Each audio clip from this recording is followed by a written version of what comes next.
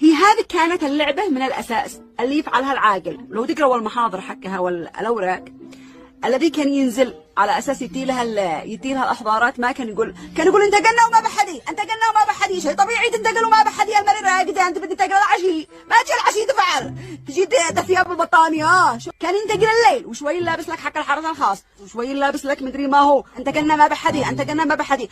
طيب أنت قلت ما بحدي، اتصلوا لها، أنت قلتوا ما بحد يفعلوا له عند صاحب البكالة، بلغوا فلان إن إحنا كتجينا وخلوها تفعل استلام لهذا لو في صدق مصداقة. الفاسد هذا وأمثال من عقال الحارات، هذا واحد نموذج من عقال الحارات الفاسدين عديمين الذمة والشرف في بلادنا. الذي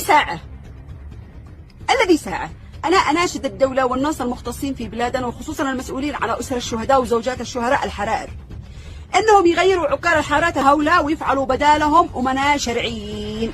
الأمين الشرعي أحسن 1000 مليون مرة